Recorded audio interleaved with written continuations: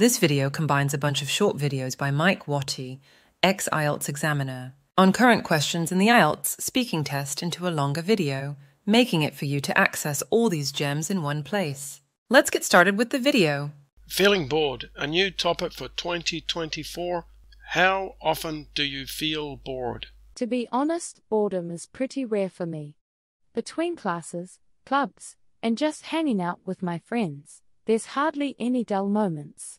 On the off chance I find myself with nothing to do, I actually kind of enjoy it. What do you usually do when you feel bored? Whenever I start feeling bored, I usually grab my headphones and dive into some music or a new podcast.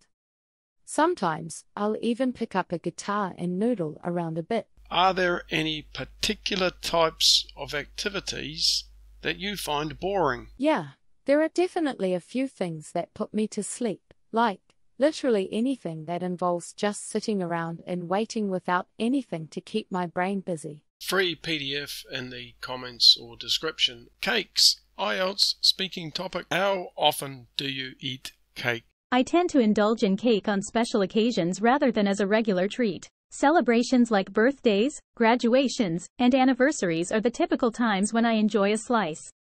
It's a way to mark the significance of important milestones with something sweet and memorable.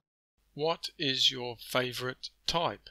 My favorite type of cake is definitely cheesecake, particularly if it has a raspberry coulis on top. There's something about the rich, creamy texture combined with the tartness of the raspberries that makes it irresistible. It strikes the perfect balance between decadent and refreshing.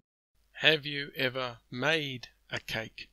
Yes, I've attempted to bake cakes on several occasions. My most successful endeavor was a classic chocolate cake for a friend's birthday. It was a rewarding, albeit challenging, process that taught me the value of precision in baking. The end result was delicious and well received. Music. How often do you listen to music? I listen to music pretty much every day, whether it's on my way to work, at the gym, or just hanging out at home. Music is just such a big part of my life and I can't really imagine going through a day without it. What kind of music do you like most? I like a pretty wide range of music, but I guess if I had to pick a favorite it would be rock. I love the energy and passion that rock music has, and there are just so many great bands and artists in the genre.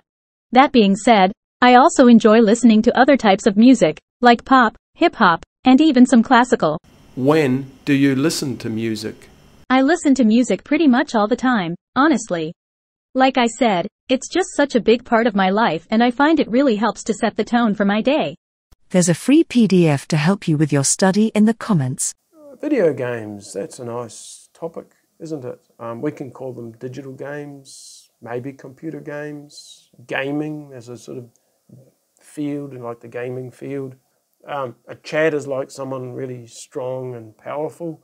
And then a giga-chat is like the best of them all. It'd be like the alpha male, the alpha female, the best person in the game is your giga-chat.